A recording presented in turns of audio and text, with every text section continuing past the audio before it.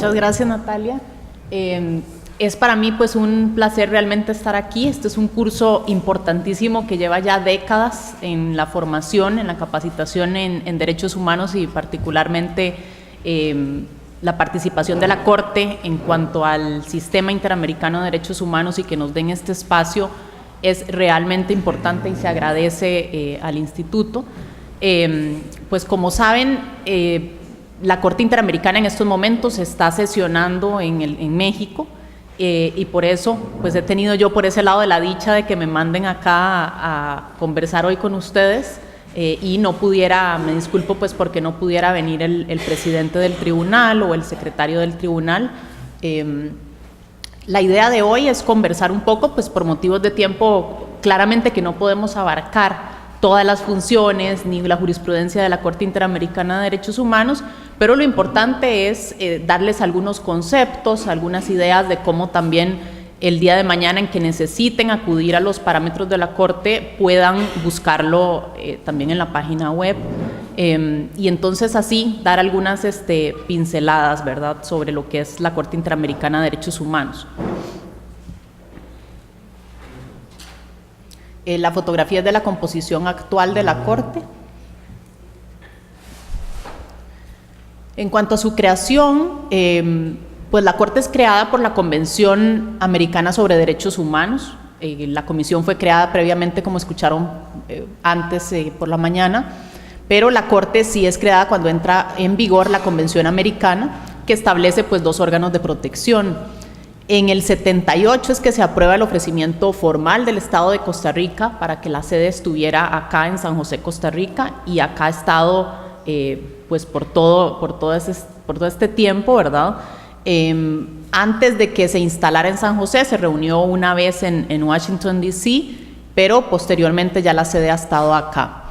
Las funciones de la Corte están dispuestas en la misma convención, en el estatuto y en el reglamento, con lo cual no me voy a referir muy jurídicamente a esos aspectos, pero sí darles pues algunas ideas generales. Básicamente es una institución judicial autónoma que está encargada de aplicar e interpretar la Convención Americana. Como les dije, se rige por el estatuto, pero también por sus reglamentos, que han sido también importantes en los cambios que se han dado reglamentarios para ir avanzando en el sistema, fundamentalmente en lo que es la participación de las víctimas en el sistema. La Corte no está reunida de forma permanente, y esto es algo importante porque es uno precisamente de los principales retos que tiene el sistema interamericano. La Corte, el presupuesto que le da la OEA, digamos el presupuesto ordinario, apenas y cubrió el año pasado un 58% de los recursos que ocupó la Corte para sesionar de forma no permanente. O sea, imaginemos, para que tengan una idea ya cómo está el sistema, y todo el otro 42% de ingresos provinieron de ingresos extraordinarios, fundamentalmente países europeos que realizan proyectos de cooperación en donde le otorgan cooperación internacional a la Corte Interamericana, y algunos pocos estados americanos que dan unas contribuciones voluntarias. Pero sí estamos, tal vez la comisión ha hecho un mayor trabajo de visibilizar esta crisis presupuestaria, pero que quede claro que la Corte también está en esa misma situación. Los donantes europeos, por motivos de que están dedicando los recursos a la atención de otras prioridades, como es la migración en Europa, han retirado la cooperación internacional. El otro año la Corte tiene una reducción drástica de su presupuesto, y esto pues es definitivamente uno de los retos del sistema, el que los estados que son partes de la convención y han reconocido la competencia de la Corte sean los que se encarguen realmente de financiar al órgano judicial que ellos mismos crearon cuando crearon la Convención Americana. Ese es uno de los retos por el que realmente hay que trabajar. La Corte está compuesta por 7 jueces nacionales de los Estados miembros de la OEA, es decir, que pueden ser incluso jueces de países que no son partes en la Convención Americana, aunque solo los que son partes en la Convención Americana pueden elegir a los jueces. se eligen a título personal, y esto es importante porque no están allí representando a ningún estado.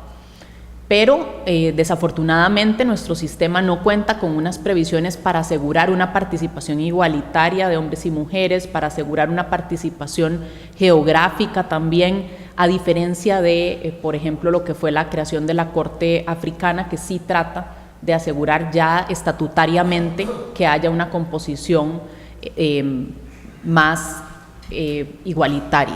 Nuestro sistema no, por eso desde que les mostré la foto al principio pudieron ver, actualmente lo que hay es una sola jueza mujer, y en la historia de la Corte desde el 78, 79, lo que han habido en total es 5 juezas mujeres. Los jueces tienen un mandato por 6 años y pueden ser reelectos una sola vez. Esto es para darnos un panorama de lo que sucede en nuestro sistema, ¿verdad?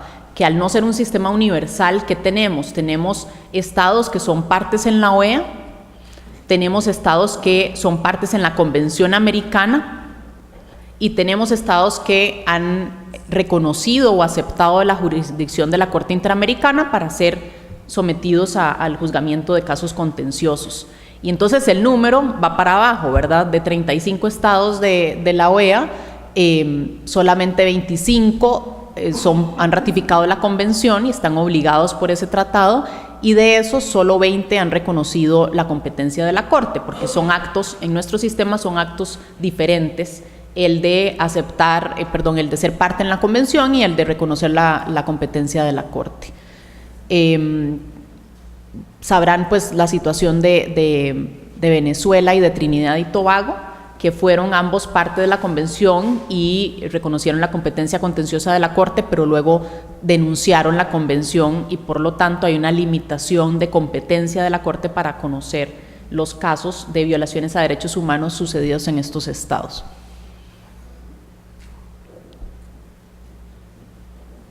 En cuanto a las funciones de la Corte, básicamente son 3. La función contenciosa, para resolver casos contenciosos en donde se alega que un estado violó derechos humanos. Estos se resuelven mediante sentencias. Dentro de esa función contenciosa, veremos más adelante, está lo que es la supervisión del cumplimiento de la sentencia, que forma parte del proceso. ¿Quién de nosotros querría una sentencia para que luego no se cumpla, o nadie se preocupe porque se ejecuten las reparaciones ordenadas en ella? Luego está la función consultiva, que también la veremos más adelante, pero que es relevante, que aunque no sea en resolviendo casos contenciosos, sí permite ir dejando claro a los estados cuál es el contenido de las obligaciones, cuál es el contenido de los derechos. Y está lo que es la función de dictar medidas provisionales, que a diferencia de la comisión, esta función está de una vez en la Convención Americana en lo que respecta a la Corte. A eso nos referiremos también más adelante. En cuanto a la función contenciosa, como les decía, esta función consiste en resolver mediante una sentencia, y se alega pues que un estado violó derechos humanos protegidos en la Convención Americana o en otros tratados de los cuales la Corte tenga competencia para conocer de ese tratado. Bajo esta función contenciosa, la Corte se pronuncia sobre las excepciones preliminares que interponga un estado, determina también si están o no probados los hechos que se alegan. Esa determinación es importante porque no siempre los hechos presentados por la Comisión Interamericana son probados. Entonces sí tiene el estado pues todo ese derecho de defensa de objetar la prueba u objetar las afirmaciones de la comisión y de los representantes de las víctimas. Luego, después de establecer los hechos, sí decide si esos hechos constituyen o no una violación de los derechos protegidos en esos tratados internacionales, y aplica e interpreta la convención, que muchas veces implica también determinar cuál es el contenido de un derecho y dejar claro lo que son las obligaciones de respetar y de garantizar. Y cuando encuentra que una violación, también la Convención Americana misma le faculta para ordenar medidas de reparación. En cuanto a quienes pueden someter un caso ante la Corte Interamericana, en nuestro sistema como tenemos un sistema en el que hay una Comisión Interamericana de Derechos Humanos y se pasa por un procedimiento previo ante la Comisión, es la Comisión la que le somete el caso a la Corte Interamericana. Un Estado parte podría someterlo cuando es un caso interestatal y pues en nuestro sistema las personas individuales, las presuntas víctimas o sus representantes no pueden traer directamente un caso a la Corte Interamericana. Y como les indicaba, hay una limitación en cuanto a la competencia de la Corte. La Corte solo podría conocer de casos de estados que han aceptado la jurisdicción de la Corte. O sea que hay otros estados que son parte de la Convención Americana que la Corte, de los cuales la Corte no puede conocer de casos contra esos estados porque no han reconocido la competencia de la Corte.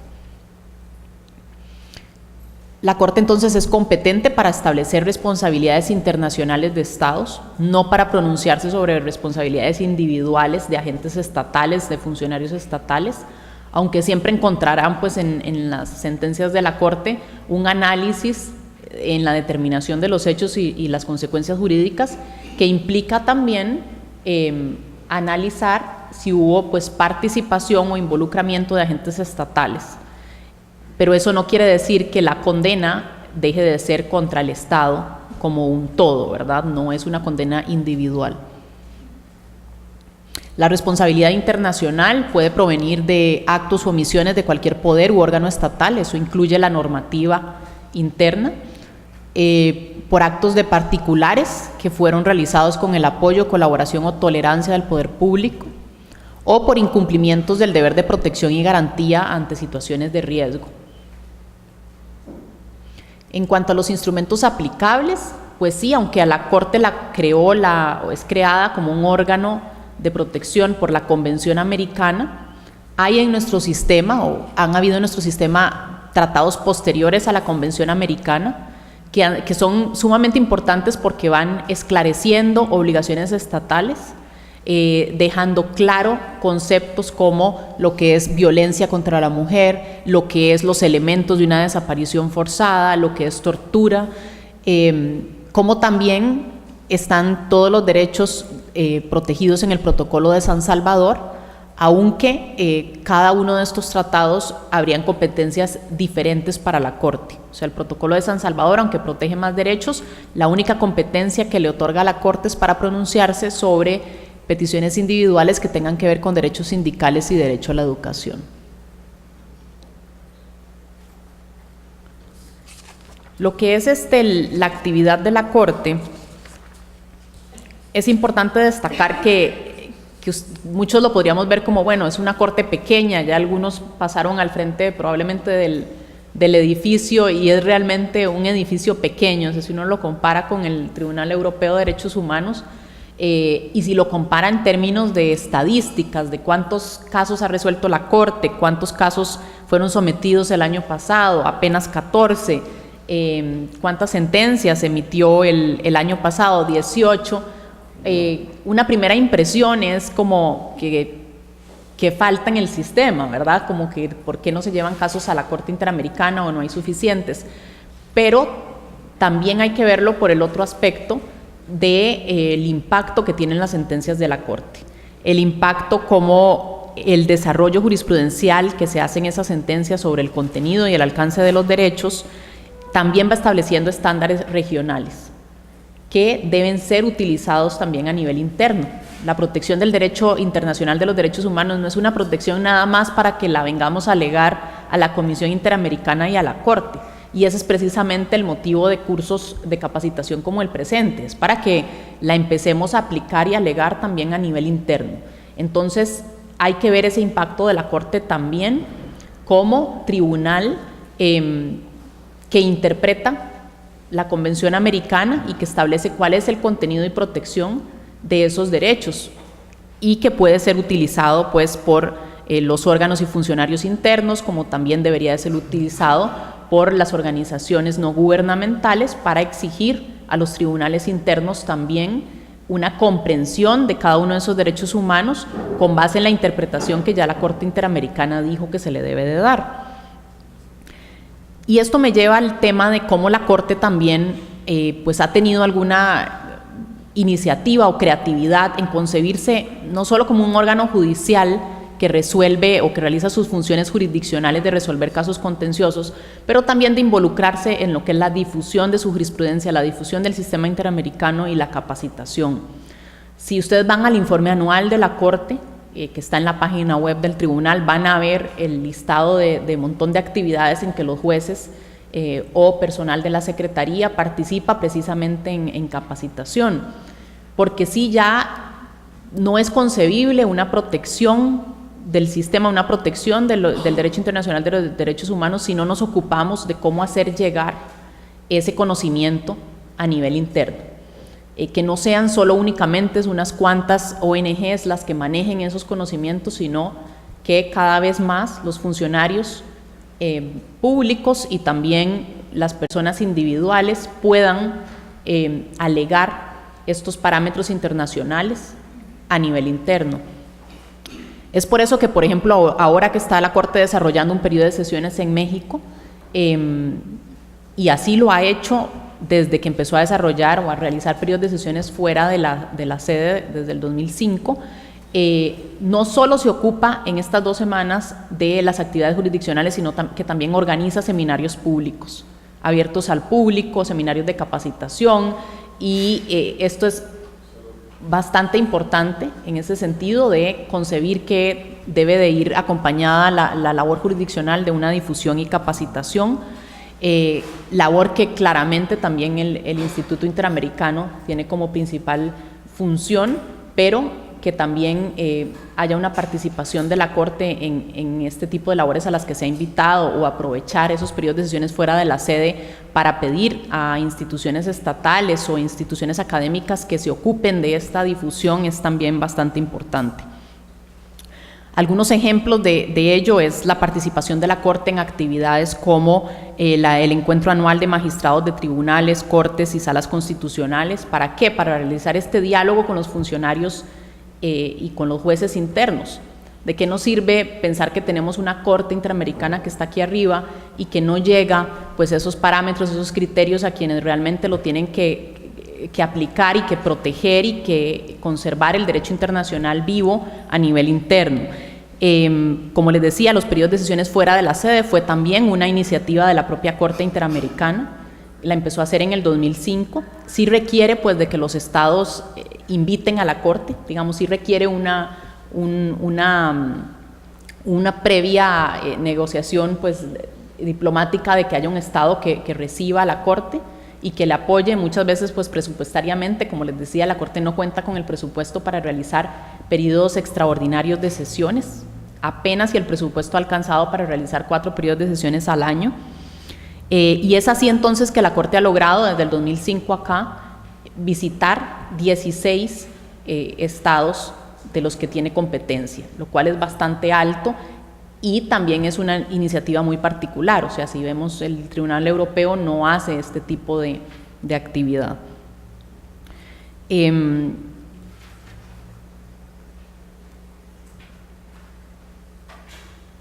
cuanto a la función contenciosa y sus cambios más importantes, tal vez, por eso les mencionaba que los reglamentos sí tienen un impacto importante. El cambio de reglamentos, el que la Corte vaya identificando, escuchando a estados, escuchando organizaciones sobre los cambios y pasos que debe de dar, ha sido muy relevante. En todos los primeros años la Comisión demandaba al Estado ante la Corte y cumplía un papel más de parte que de órgano del sistema. Y los representantes de las víctimas en un principio no tenían participación en el procedimiento ante la Corte Interamericana, eran apenas nombrados como asistentes de la comisión y así era como se sentaban en una mesa, muchas veces sin poder ni hablar o dirigirse directamente en nombre de las víctimas a la Corte Interamericana. Inclusive las sentencias que la Corte emitía, si ustedes ven ahora, la Corte trata de resolver en una sola sentencia lo que es las excepciones preliminares, el fondo del caso, y dictar de una vez ya las reparaciones con sus respectivos plazos para que el Estado cumpla. En toda esa primera etapa de la Corte ello no era así, entonces van a encontrar ustedes que un caso podía tener hasta 4 diferentes sentencias y eso alargaba muchísimo la justicia para las víctimas o la resolución del caso. Cuando se dan los cambios reglamentarios, es que se permite reducir incluso a la mitad el tiempo que la Corte Interamericana duraba en resolver un caso. De 40 meses se pasa más bien a 20 meses para resolver un caso, tomando en cuenta que, como les decía, no es un tribunal que se reúna permanentemente.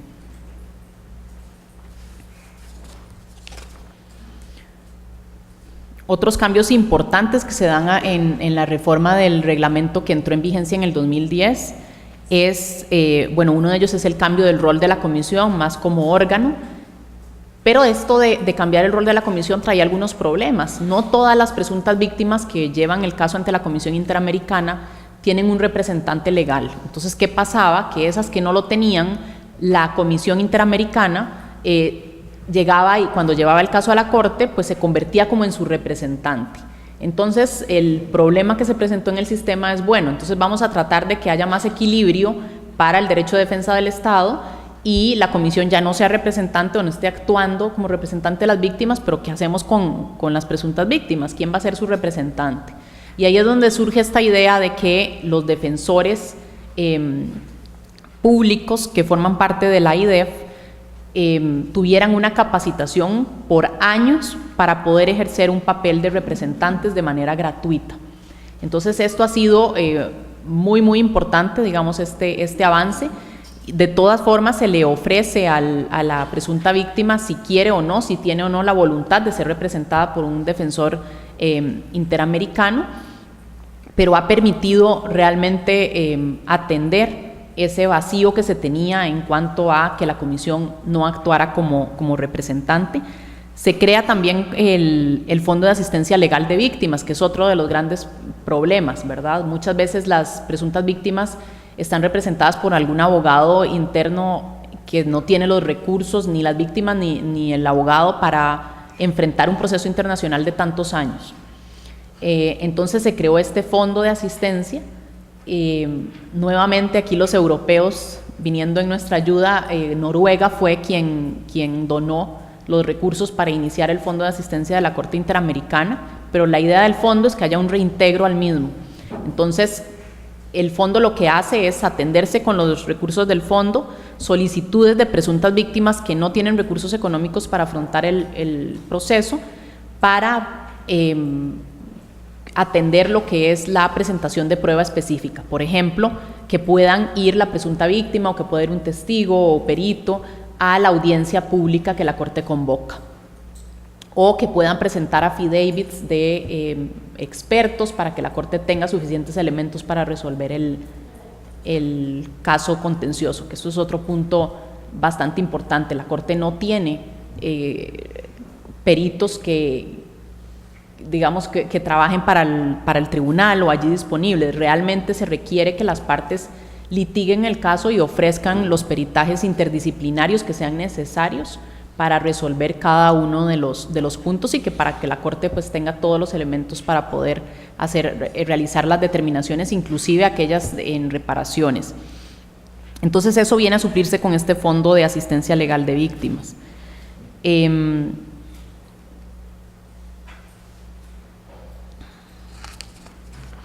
Y en la sentencia se le ordena a los estados pues el reintegro de ese dinero al fondo, que ha estado, les digo, para lo que es el nivel de cumplimiento de los estados, bastante bien, ¿verdad? Los estados han estado reintegrando, con excepción de algunos, pues como Venezuela, han estado reintegrando los recursos al Fondo de Asistencia Legal de Víctimas, y la Corte realiza una supervisión de esto. En cuanto a lo que es la etapa contenciosa, y esto implica pues más que todo que cuando necesiten saber cómo, cuando tengan que llevar un caso ante el sistema, sí, lo mejor es recurrir pues al reglamento de la Corte y leerlo en detalle. No puedo yo abarcar acá todos los detalles de plazos y tampoco es la idea, pero sí un poco comentarles pues lo básico. El caso lo somete a la Comisión Interamericana y se hace un examen preliminar del mismo. Ese lo hace el presidente del tribunal para ver que cumpla con los requisitos del sometimiento del caso, para notificarlo a las partes. Y esto lleva implícito el tema de quiénes son los representantes, porque ante la Corte esto sí viene a ser importante. En el caso ante la Comisión puede que no habían representantes legales, pero la Corte, una vez para poder notificar el caso, sí necesita conocer quiénes son los representantes. Si no los tiene la presunta víctima, entonces ofrecerle la figura del defensor interamericano. Una vez que se hace esta notificación es que se empiezan a correr los plazos y viene la etapa de recibir lo que son los escritos principales, es una fase escrita. Se recibe el escrito de los representantes, que es el escrito de solicitudes, argumentos y pruebas, en donde, gracias a este avance en el sistema, este avance reglamentario, ya los representantes pueden hacer por las presuntas víctimas sus propios reclamos, sus propias solicitudes en materia de violaciones. No tienen por qué limitarse a las violaciones que la Comisión consideró probadas, como también en materia de reparaciones, que a esto me voy a referir después, pero en el sistema la Corte le da gran importancia a cuáles son los daños por la violación de derechos humanos y cuáles son las solicitudes de las propias víctimas. El Estado entonces presenta un escrito de contestación, y en ese escrito de contestación podría también interponer excepciones preliminares, o podría, como sucede en muchos casos, realizar un reconocimiento parcial o total de su responsabilidad internacional. Si realiza interposición de excepciones o realiza un reconocimiento, pues los representantes también tienen derecho y la Comisión, a presentar observaciones a los mismos. Después de que se reciben esos escritos principales, es que el presidente de la Corte evalúa si convocar a una audiencia, lo cual realiza a través de una resolución, y si ordenar la recepción de prueba documental, testimonial y pericial. En la mayoría de casos en el sistema interamericano, ante la Corte Interamericana, tienen audiencia. O sea, eso es algo que la Corte ha mantenido desde sus primeros casos contenciosos, a diferencia del Tribunal Europeo, que solo los que llegan a la gran sala tendrían audiencia pública. La Corte sí ha dado gran importancia a lo que es escuchar las presuntas víctimas, y estas lo han sentido también la posibilidad de poder declarar en una audiencia como parte de su reparación, parte de su posibilidad de dirigirse al tribunal, hacerle su pedido de reparaciones también. Entonces, después de esta parte escrita o esta etapa escrita, viene lo que es la etapa oral, que es la audiencia pública. Hoy en día las audiencias se transmiten por la página web y después se ponen en una galería multimedia. Si ustedes ingresan a la página del tribunal, ahí van a encontrar una galería de las diferentes audiencias, y hoy podemos pues todos consultarlas de esa manera. Esto no sucedía hace algunos años. Y luego de que es la audiencia, viene la etapa de alegatos finales escritos y observaciones finales de la Comisión. Entonces ahí viene de nuevo una etapa escrita. También la Corte tiene la facultad de ordenar pruebas para mejor resolver o diligencias probatorias de oficio, y en los últimos 3 años ha dado pasos importantes en lo que son casos de protección de derechos humanos de comunidades indígenas, de ir a realizar diligencias en el lugar de los hechos, visitar las comunidades, y esto ha sido bastante importante para tener mejores elementos para resolver los casos en materia de protección del derecho a la propiedad de comunidades indígenas. También ha realizado diligencias de recepción de testimonios en el país, así lo hizo en Chile, cuando recibió el testimonio de 2 niñas, con la presencia también de la psicóloga de confianza. Y después de que ya la Corte tiene la prueba necesaria, los elementos necesarios, los escritos principales, y hizo la audiencia, es que entra ya en una etapa de estudio del caso para emitir la sentencia. Es importante hacer notar que muchas veces pasa que el Estado reconoce la responsabilidad en la audiencia. En los primeros casos esto generaba, me acuerdo estar en una audiencia precisamente en Argentina, y que Venezuela hizo un reconocimiento como total de responsabilidad y pretendía que la audiencia como que ya se detuviera ahí. La Corte en este sentido siempre ha sido de seguir adelante pues con el proceso, ¿verdad? De seguir recibiendo la prueba, escuchar las declaraciones, salvo que las partes estén de acuerdo en que por motivo de ese reconocimiento ya no se requiere que el tribunal reciba alguna de la prueba. La Corte valora el reconocimiento de responsabilidad, o si hubo una solución amistosa entre las partes, también la valora. digamos así, como que la revisa para ver si homologa el acuerdo o si es necesario también dictar alguna otra medida de reparación adicional o dictar alguna otra consecuencia jurídica adicional o realizar consideraciones importantes en materia de fondo. Inclusive en un caso que se dio hace como 3 años en que en México realizó un reconocimiento de responsabilidad y un acuerdo de solución amistosa previo a la audiencia, e incluso no solo previo a la audiencia, previo a que se venciera su plazo para contestar por escrito el sometimiento del caso, lo cual no había sucedido antes. Siempre los reconocimientos venían en la contestación, pero México tuvo una posición de reconocer completamente la responsabilidad y presentar un acuerdo de solución. Aún así, la Corte emitió una sentencia en la cual valora todo ello, ¿no? Y vela por la protección de los derechos de las víctimas y, más que todo, recuerda parámetros de jurisprudencia importantes. Es importante que después tenga una difusión y que no sea una sentencia pues totalmente corta, en donde no quede recordado a los funcionarios estatales cuáles fueron los problemas o cuáles fueron las causas de la violación de derechos humanos en ese caso. Entonces, aún así, siendo ese el caso que yo recuerde en donde hubo una mayor amplitud del Estado en reconocer responsabilidad y comprometerse en materia de reparaciones, la Corte aún así dedica una parte de la sentencia a recordar parámetros importantes en materia de lo que es tortura de personas detenidas para tratar de obtener una confesión, lo que no se puede utilizar esa prueba, lo que es la importancia de que el Estado de oficio inicie una investigación cuando hay un alegato de un detenido de que fue torturado. Entonces, la Corte en esa sentencia del caso García Cruz y Sánchez Silvestre igual dedica una parte importante de la sentencia a recordar todos estos parámetros. La etapa de supervisión de cumplimiento de sentencia forma parte del proceso contencioso. Ahora más adelante me voy a referir un poco a eso. Y en cuanto a cuestiones procesales, pues no los quiero aburrir mucho con eso. Es importante sí que entendamos que igualmente es un sistema que se rige por reglas, en donde se le debe respetar el derecho de defensa al Estado y por lo tanto hay cuestiones como que la Corte sí se ve obligada a ver, como es el marco fáctico del caso. O sea, aun cuando se dio el paso de que los representantes de las presuntas víctimas puedan alegar ante la Corte otros derechos violados, no puede tampoco el tribunal aceptar que todo el proceso ante la comisión haya sido sobre un marco fáctico específico y ante la Corte venga el Estado a tener que defenderse de otro marco fáctico diferente. Entonces, estas sí son cuestiones procesales en las que la Corte pues, se ve obligada a actuar dentro de su reglamento. Lo mismo con la identificación de presuntas víctimas.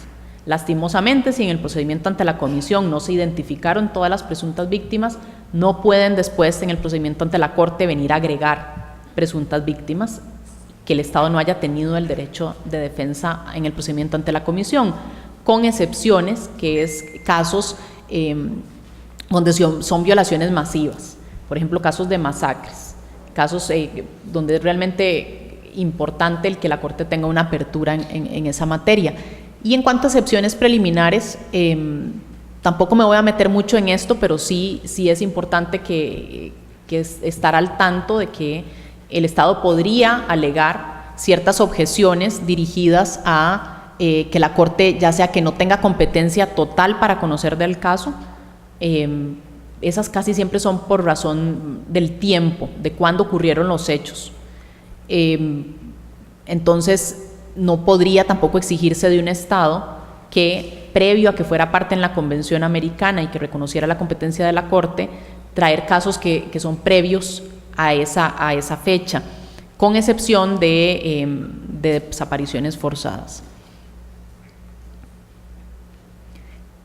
No se ve muy bien, se ve, van a disculpar, pero se ve como un montón de fotografías, pero lo que quise como un poco decirles es que en la página web de la Corte van a encontrar lo que se llaman los cuadernillos de jurisprudencia.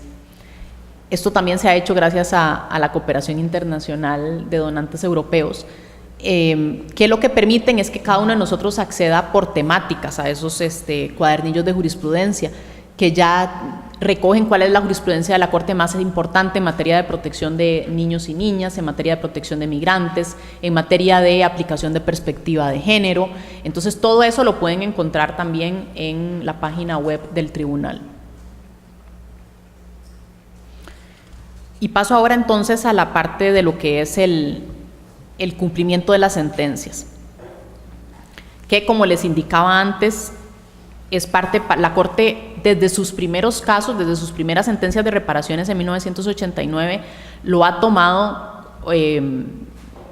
como una función jurisdiccional el realizar la supervisión del cumplimiento de sus sentencias. No me da tiempo acá para hacer una comparación con el sistema europeo, el cual es muy diferente, en donde el tribunal emite la sentencia y la supervisión pasa a un órgano político. En nuestro sistema no hay intervención, desafortunadamente, digamos, no hay una intervención de órganos políticos que se preocupen porque los estados cumplan las sentencias de la Corte, sino que el artículo 65 de la Convención, lo único que indica la Convención está en el artículo 65, que es indicar que la Corte, en el informe anual de labores que debe presentar a la OEA, deberá incluir aquellos casos en donde hay incumplimientos estatales de las sentencias o de sus decisiones, lo cual implicaría, o sería la lógica que implique, que haya una reacción pues, de los órganos políticos cuando la Corte le informe esto, pero desafortunadamente esa segunda parte no se ha dado. La Corte ha varias veces informado a los órganos políticos de incumplimiento de sentencias y no se ha tenido una reacción de estos. Es claro, de acuerdo a la Convención Americana, que los estados que son parte de esta se obligaron, porque así está dentro de sus normas, a cumplir las sentencias que tienen un carácter definitivo e inapelable. Ya no hay un órgano después de la Corte Interamericana al cual apelar la sentencia de este tribunal. Lo único que se permite es una interpretación de la sentencia, si es necesario pedir alguna interpretación a la Corte sobre el sentido o alcance de algún punto del fallo. Y tal como dice el artículo 68 de la Convención, los estados partes de esa Convención se comprometen a cumplir la decisión de la Corte en todo caso en que sean partes. En el 2013 dio una única situación en que el Estado de Panamá empezó a tener un desacuerdo con que la Corte le supervisara el cumplimiento de la sentencia. Después de que ya la Corte tenía como un año de estárselo supervisando, no le gustó mucho lo que la Corte le decía en las resoluciones de supervisión y entonces cuestionó que en realidad no debería ser la Corte Interamericana la que realizara esa supervisión, que eso debería dejarse a los órganos políticos. Bueno, imagínense si hubiéramos dejado a los órganos políticos esa supervisión. Y la Corte emitió una sentencia en ese caso Vaina, Ricardo y otros, muy fuerte, donde enfatiza que es su facultad supervisar el cumplimiento de las sentencias y enfatiza que un Estado que no ejecuta en el ámbito interno las medidas de reparación ordenadas en las sentencias está negando el derecho de acceso a la justicia internacional. O sea, no hay realmente acceso a la justicia internacional si nos olvidamos de la parte de lo que es la ejecución de la sentencia internacional. Es un principio básico del derecho internacional de los derechos humanos que ante una violación de una obligación internacional que produzca un daño, el Estado tiene el deber de repararlo. Ese principio está recogido igualmente en la Convención Americana sobre Derechos Humanos, en el artículo 63, y es importante decir que cuando la Corte ordena reparaciones ha tenido lo que es una concepción integral de las reparaciones. ¿Qué quiere decir esto? Que según el caso específico, la Corte no se limita a ordenar indemnizaciones pecuniarias, a diferencia del sistema europeo que excepcionalmente se ordena alguna otra reparación que no sea una indemnización pecuniaria. La Corte, para ordenar reparaciones, toma muy en cuenta tanto las violaciones declaradas en la sentencia como los daños causados, como las pretensiones de las propias víctimas y la posición del Estado. Muchas veces tal vez el Estado ya ha dado pasos a nivel interno para reparar algunos aspectos de la violación. La Corte también valora esto.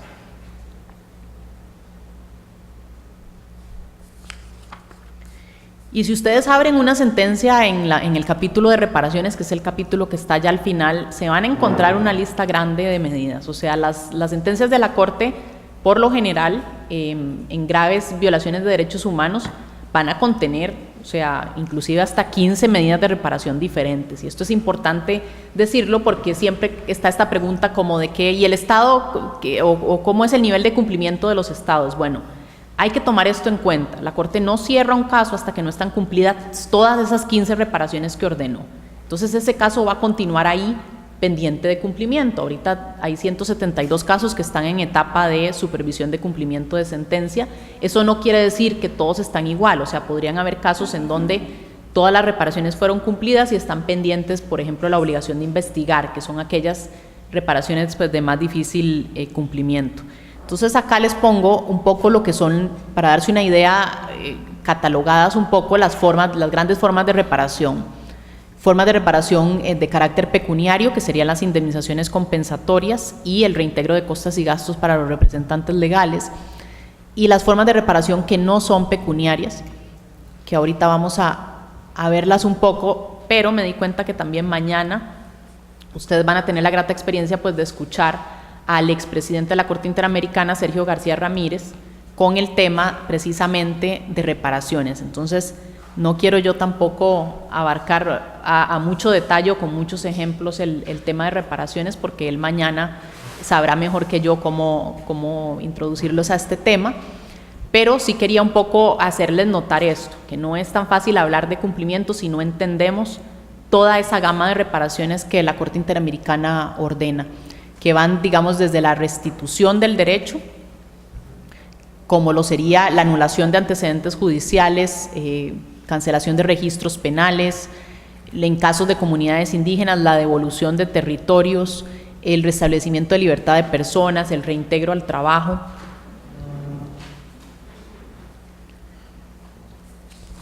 Y tal vez para darles también una pincelada de las situaciones que se presentan también después en supervisión de cumplimiento de sentencia, una misma medida de reparación, como lo es dejar sin efecto una sentencia penal condenatoria y anular los antecedentes, vemos en supervisión de cumplimiento que puede ser cumplida por dos estados de forma muy diferente, como también utilizando tiempos muy diferentes. Y aquí les pongo nada más por poner dos ejemplos, el caso de Panamá y el caso de Argentina.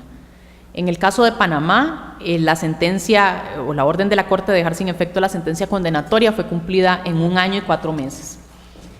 ¿Qué hicieron? La propia Corte Suprema de Justicia emitió un acuerdo en el que indica que debido a que existe esta sentencia de la Corte Interamericana que constituye una situación o que considera esa Corte Suprema que constituye una situación más favorable para el condenado, eso era motivo de revisión penal e instó a la Sala Penal a que revisara la sentencia. O sea, veamos una actuación de oficio de órganos judiciales del Estado en dejar sin efecto la sentencia penal condenatoria. Esa Sala Penal el mismo día emite y resuelve absolviéndolo y dejando sin efecto la sentencia y sus consecuencias.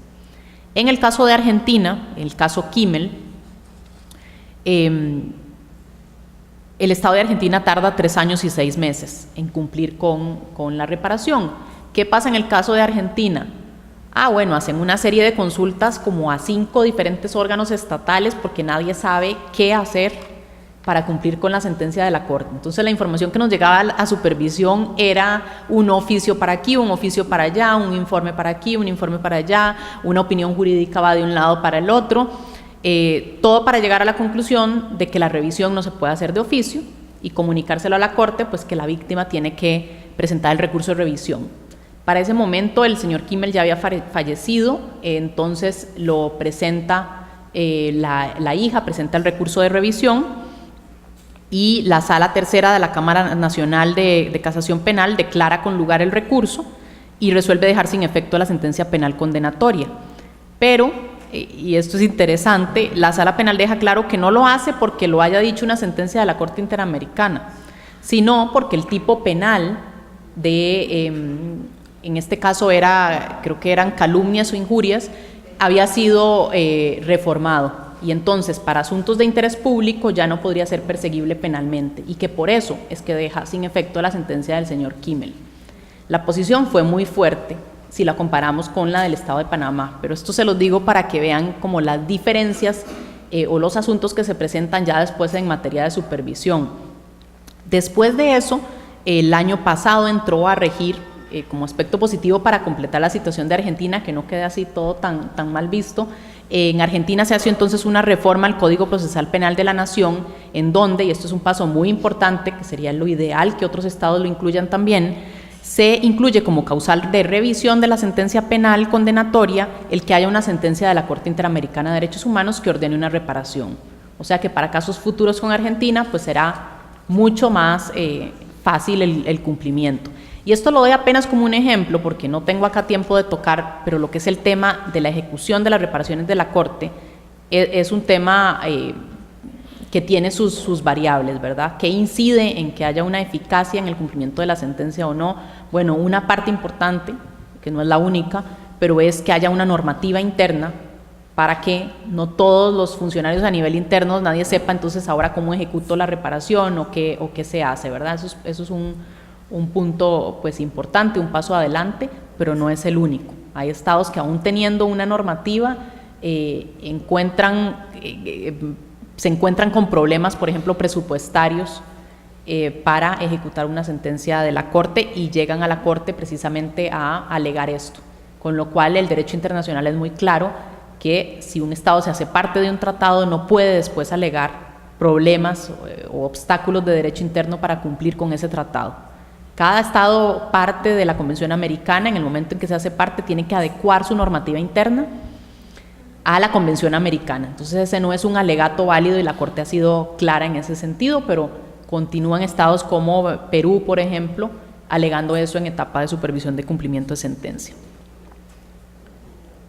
Otras medidas importantes son la rehabilitación. La Corte en la mayoría de sus sentencias ordena que tenga que darse un tratamiento que sea gratuito para la víctima, que sean instituciones de salud especializadas, que el tratamiento médico y psicológico sea el requerido por esa víctima después de una evaluación individual, que se consideren las particularidades del caso, las particularidades de las víctimas, para ver si se requiere también en la parte psicológica un tratamiento que no sea solamente individual, sino colectivo.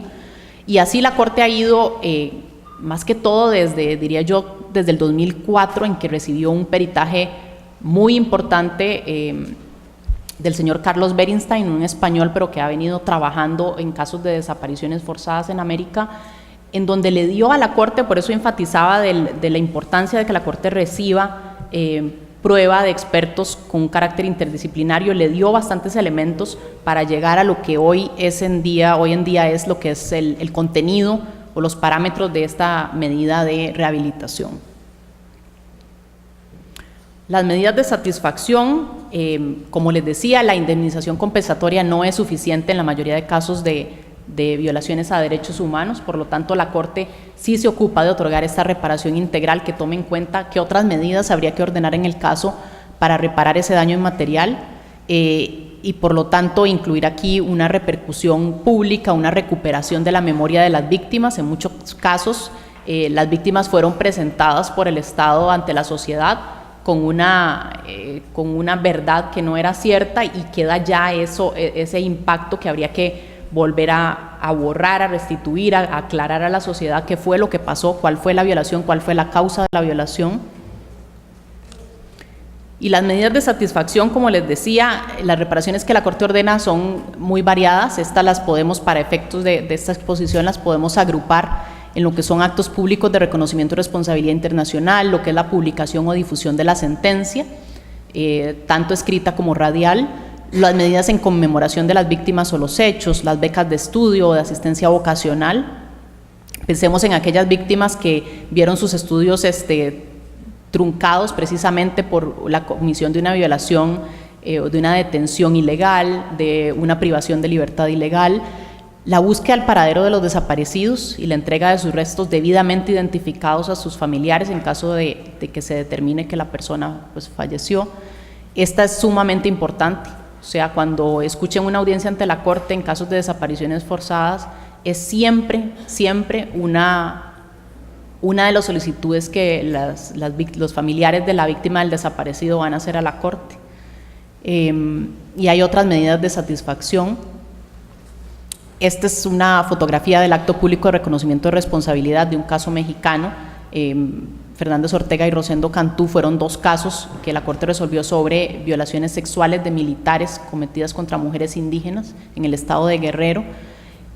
Y no tengo tiempo de detenerme en esto, pero la importancia de cómo se cumplen estas medidas de reparación es lo que le van a dar ese carácter realmente reparador. Es un estado que no establece una comunicación con con las víctimas para que el cumplimiento tome en cuenta sus solicitudes, les dé una voz también si es que la quieren expresar en un acto de este tipo, es una medida que después no es realmente reparadora. Este es otro ejemplo de una medida de satisfacción, que fue el nombramiento de una escuela con el nombre de un niño que fue desaparecido forzadamente en Guatemala.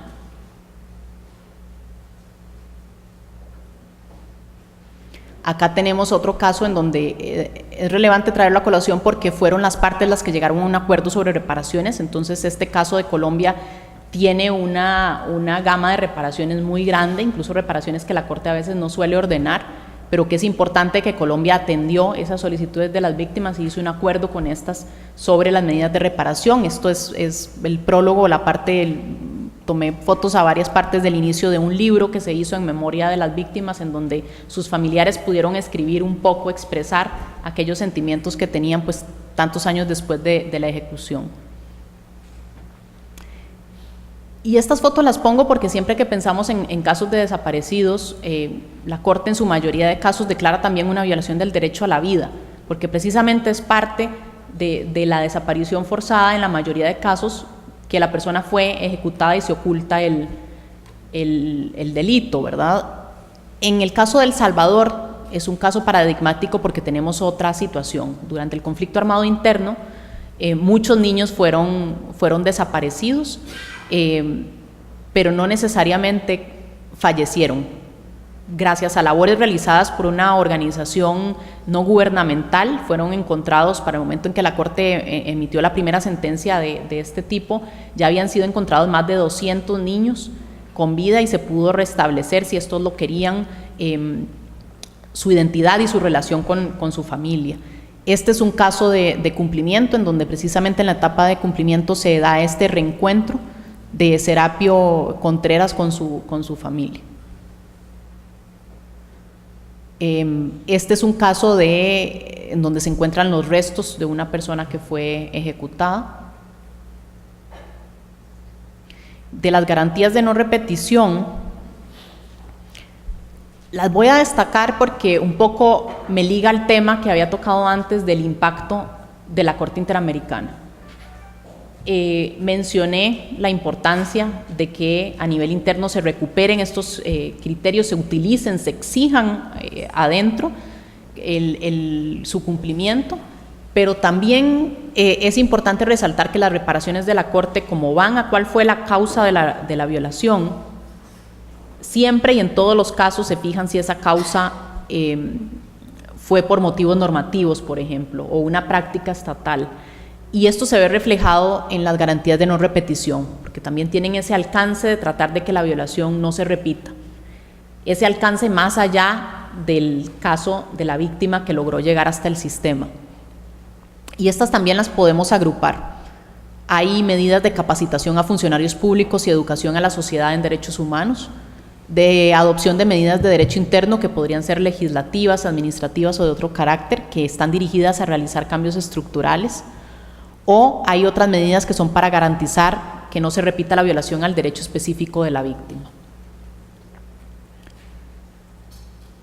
Revisando los casos de la Corte encontramos que en casi la mitad de casos la Corte ha encontrado que la violación, la causa fue un problema normativo y ha ordenado al Estado entonces una reforma de su normativa interna, al punto de ordenar desde una reforma de la Constitución política hasta la expedición de normas que antes no existían, o la modificación de la competencia de la jurisdicción penal militar, o pues una variada gama de reparaciones,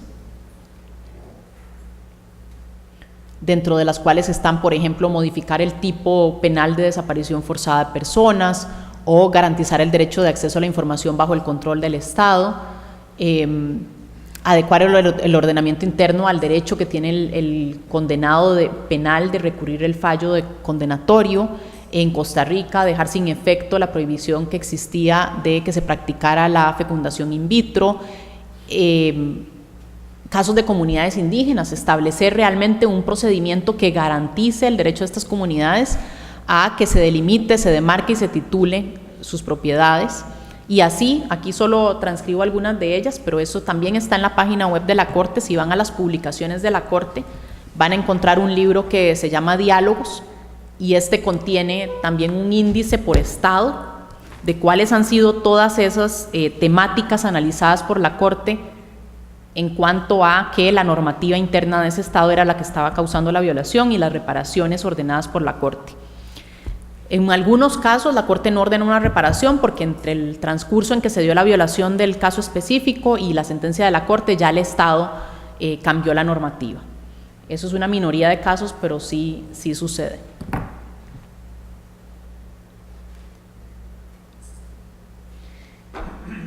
Y una de las reparaciones que también es básica, indispensable para las víctimas y que piden siempre que se les da la posibilidad de declarar ante el tribunal en audiencia pública, ustedes escucharán a la víctima pidiendo justicia. Justicia en el sentido de que realmente se investigue quiénes fueron los responsables de la violación de derechos humanos de su familiar o de ellos mismos en caso de torturas, de detenciones. Es una constante y no es solo una medida de reparación, pero es una obligación estatal. Es una obligación estatal para cumplir con el deber de garantizar el derecho de fondo. O sea, no podemos pensar en un Estado que pretenda garantizar nuestro derecho a la vida si no investiga violaciones precisamente del derecho a la vida. Se continuarán entonces cometiendo ese tipo de violaciones y lo que se encuentra es una impunidad en ese aspecto. Sobre la supervisión del cumplimiento de sentencias, les quería tocar también un poco el tema. En el informe anual del año pasado ya se incluyó más información sobre la supervisión de cumplimiento de sentencias. Se incluye un capítulo específico para explicar el trabajo de supervisión de cumplimiento de sentencias que realiza la Corte, que como les mencionaba antes, con todo lo limitado de los recursos que tiene la Corte, con que no se puede reunir permanentemente, aún así, en todos los periodos de sesiones, la Corte dedica un espacio de su tiempo a la supervisión del cumplimiento de sentencias. Y lo toma como una función pues, que es inherente a su facultad jurisdiccional.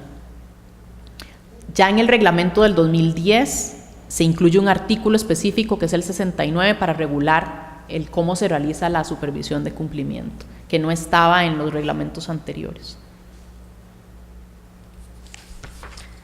Mecanismos que utiliza la Corte para hacer la supervisión. Bueno, una vez que la Corte emite la sentencia, la notifica al Estado, le da un plazo dentro de la misma sentencia de 1 año para que remita un primer informe en el cual indique cómo ha cumplido o está ejecutando las medidas de reparación ordenadas. Y para cada medida de reparación le pone un plazo. No es como que los estén observando los plazos así de forma muy clara, pero bueno, las medidas tienen un plazo. Hay algunas medidas que son de más difícil cumplimiento, en donde la Corte lo que establece es que sea cumplida dentro de un plazo razonable. Y entonces, la etapa de supervisión se realiza una primera parte de esta por escrito. El Estado tiene que presentar un informe escrito. La Corte solicita desde esa sentencia los informes escritos y después da traslado para que los representantes de las víctimas y la comisión puedan presentar observaciones a ese informe. La Corte, después de recibir eso, puede decidir pedir otros informes escritos, puede decidir emitir una resolución, una decisión en la cual valore si se ha cumplido o no alguna medida de reparación, en la cual también oriente al Estado sobre cómo cumplir, o resuelva cuestiones que se dan en la etapa de supervisión en las que no coinciden el Estado y los representantes y que requiera algún tipo de orientación o decisión del tribunal. También a partir del 2007 la Corte toma la iniciativa de hacer audiencias de supervisión. O sea que durante todos los primeros años de trabajo era básicamente escrito la forma de recibir la información. A partir del 2007 empieza la Corte a hacer audiencias y ahora pues es una constante. No se pueden realizar audiencias de todos los casos, pero sí se va viendo cuáles son las solicitudes por caso y en cuáles va a tener un mayor impacto el hacer la audiencia. Y es así que, por ejemplo, la próxima semana en México vamos a tener audiencias de 2 casos en etapa de supervisión contra el Estado de México. Y aquí me voy a detener un momento porque me acuerdo que no lo abarqué en la primera parte, pero esto es todo un paso adelante, no solo el tener audiencias de supervisión fuera de la sede, sino el hecho de que el Estado, que es el responsable, acepte que la Corte vaya a hacer esa audiencia en el propio país.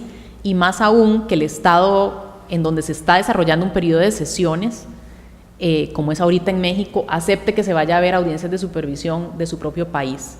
Si ustedes ven todos los 16 estados que la Corte ha visitado en sesiones fuera de la sede, no van a encontrar una sola vez en que la Corte realice una audiencia de un caso contra ese estado.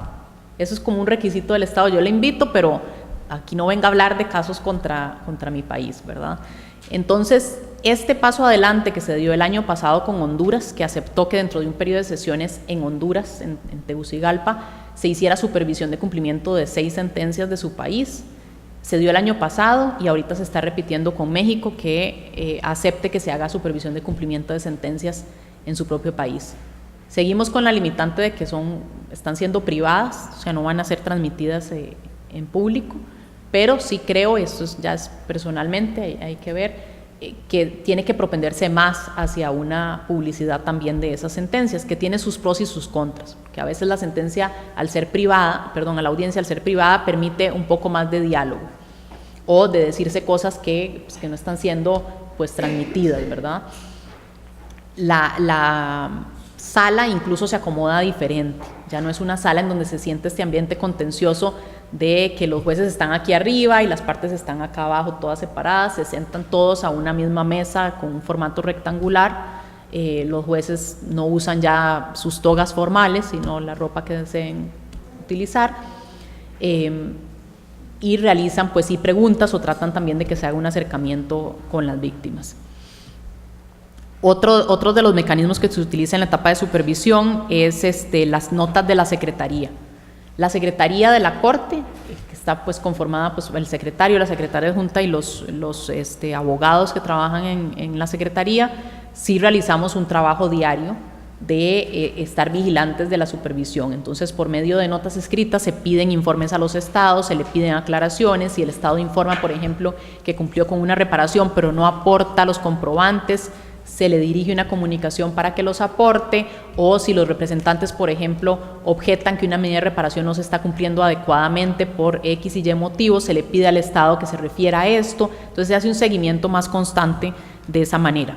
Otra cosa nueva o mecanismo nuevo que se implementó el año pasado fue de realizar diligencias en el lugar. Entonces se visitó por invitación de Panamá una comunidad indígena para ver la Corte ciertos aspectos del cumplimiento de la sentencia. Y otro que también es bien importante es la solicitud de informes, que no sean informes al Estado como parte, sino a otras fuentes. Por ejemplo, se pidió un informe en casos guatemaltecos directamente al Ministerio Público. ¿Por qué? Porque no se lograba por una época obtener la información a través del agente estatal.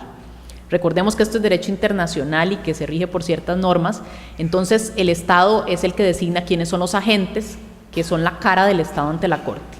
¿Qué pasa? Pues si esos agentes no reciben de los propios funcionarios internos la información relevante para informar a la Corte, o no la logran entregar a la Corte, eso pasa mucho también en la etapa de supervisión. Esta utilización del mecanismo permitió en 11 casos de Guatemala pedir directamente al Ministerio Público un informe, en el cual no solo dio información de los casos, sino que dijo, además, en Guatemala, para estas graves violaciones a derechos humanos, tenemos estos problemas estructurales. Son problemas que no son solo de un caso, son transversales a todas, donde tratamos de hacer investigación de graves violaciones ocurridas durante el conflicto armado. Otra participación importante fue la de la Defensoría de los Habitantes de Costa Rica.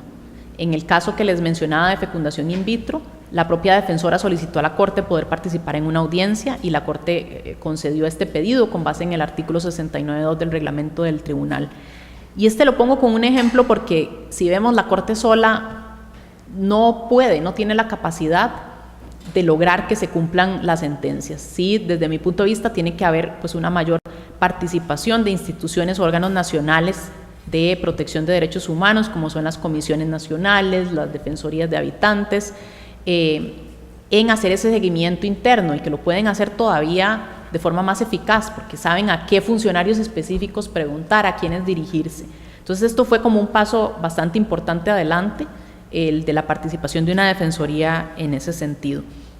Natalia me está pasando aquí como de que ya me queda poco tiempo, entonces vamos a cortar un poco, pero sí les menciono que tal vez habrán visto de la exposición de la mañana del comisionado una diferencia entre Corte y Comisión. La Corte ve casos contenciosos específicos, está limitada por lo que le someten.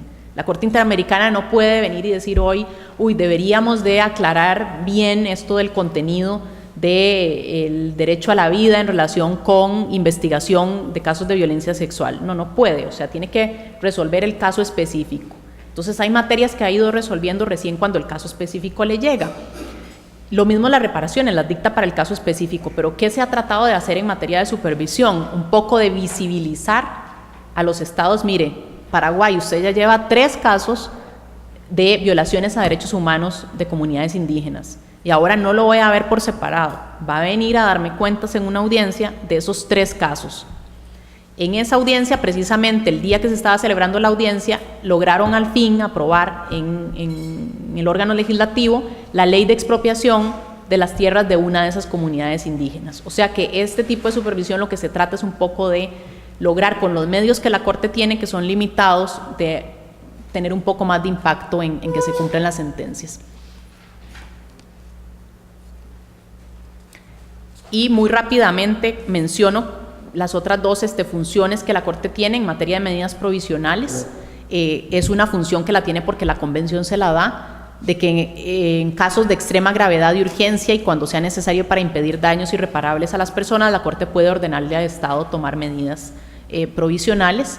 En la gran mayoría de casos lo que buscan es proteger el derecho a la vida, el derecho a la integridad personal. La Corte puede adoptar medidas tanto en casos que estén bajo el conocimiento del tribunal como casos que aún no hayan sido sometidos a su conocimiento, que están en ese proceso ante la Comisión Interamericana, pero tendría que ser la Comisión la que le pida a la Corte adoptar las medidas cuando el caso todavía no esté ante la Corte. De nuevo, el uso de la página web. En la página web van a encontrar una sistematización de medidas provisionales que les indica cuáles son las resoluciones que la Corte ha adoptado, con una sistematización tanto por personas beneficiarias protegidas por las medidas, derechos protegidos, como por el momento procesal en que he solicitado a la Corte que adopte las medidas, o también el estado o vigencia o levantamiento de las medidas provisionales. Esta sistematización es actualizada cada año, y esto solo para que se den un poco un vistazo de a qué beneficiarios llegan estas medidas. Puede ser a presuntas víctimas, a familiares, a representantes de las víctimas, puede ser a declarantes en procesos ante la Corte. Después de haber declarado en una audiencia, se han presentado casos en donde la persona sufre un riesgo ligado a su participación en el proceso ante el tribunal, para defensores de derechos humanos, para personas privadas de libertad, para personas condenadas a pena de muerte, para operadores de justicia, para personas en relación con el ejercicio de la libertad de expresión, también para grupos de personas o miembros de comunidades. Entonces, esta sistematización también puede servirles cuando necesiten consultar información.